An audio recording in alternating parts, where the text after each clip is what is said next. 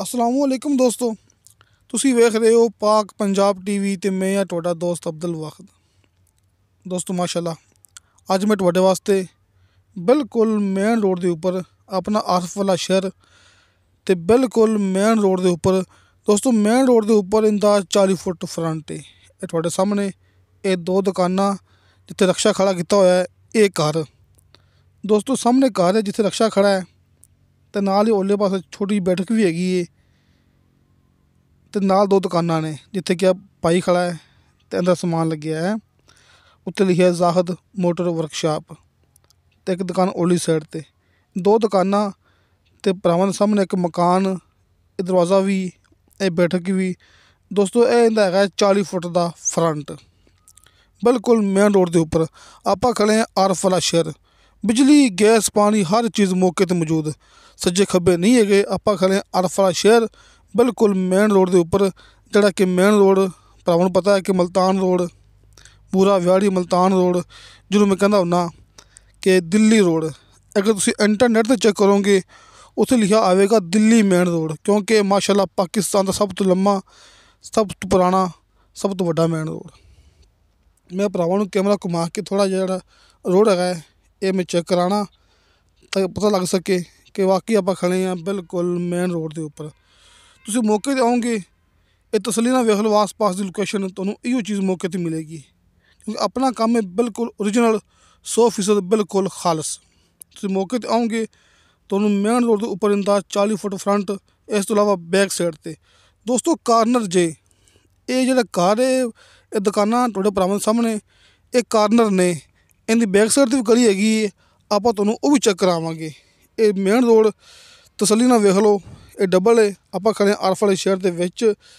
ਹੁਣ ਜਿਹੜੀ ਪਿੱਛੇ ਗਲੀ ਹੈਗੀ ਹੈ ਆਪਾਂ ਤੁਹਾਨੂੰ ਉਹ ਵੀ ਚੈੱਕ ਕਰਾਉਣੇ ਆ। ਦੋਸਤੋ ਆਪਾਂ ਮਕਾਨ ਦੇ ਬੈਕ ਸਾਈਡ 'ਤੇ ਆ ਗਏ ਹਾਂ।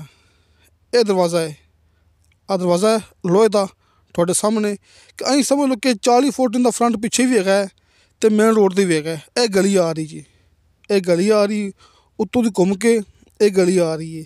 ਇੱਥੇ ਵੀ ਇਹਦਾ 40 ਫੁੱਟ ਦਾ ਫਰੰਟ ਹੈ ਅਤੇ ਸਾਹਮਣੇ ਵੀ ਇਹਦਾ 40 ਫੁੱਟ ਦਾ ਫਰੰਟ ਹੈ ਮੇਨ ਦੇ ਉੱਪਰ ਵੀ। ਇਹ ਵੇਖੋ ਇਹ ਮਕਾਨ ਦੋਸਤੋ 11 ਮਰਲੇ ਜਗ੍ਹਾ ਹੈ, 11 ਮਰਲੇ ਜਗ੍ਹਾ, ਦੋ ਦੁਕਾਨਾਂ ਵੀ ਮੈਂ ਮਕਾਨ, ਦੋ ਦੁਕਾਨਾਂ ਵੀ ਮੈਂ ਮਕਾਨ, 11 ਮਰਲੇ ਜਗ੍ਹਾ।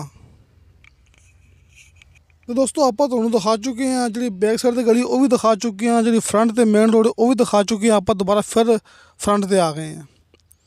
ਹੁਣ ਆਪਾਂ ਗੱਲ ਕਰਾਂਗੇ ਇਹਦੀ ਡਿਮਾਂਡ ਦੇ ਬਾਰੇ 'ਚ। ਦੋਸਤੋ ਇਹਦੀ ਡਿਮਾਂਡ ਕੀਤੀ ਹੈ ਮਾਲਕ ਨੇ ਇਹ ਦੋ ਦੁਕਾਨਾਂ ਵੀ ਮੈਂ ਘਰ 11 ਮਰਲੇ ਜਗ੍ਹਾ 2.5 ਕਰੋੜ ਰੁਪਇਆ, 2 ਕਰੋੜ ਅਤੇ 50 ਲੱਖ ਰੁਪਇਆ।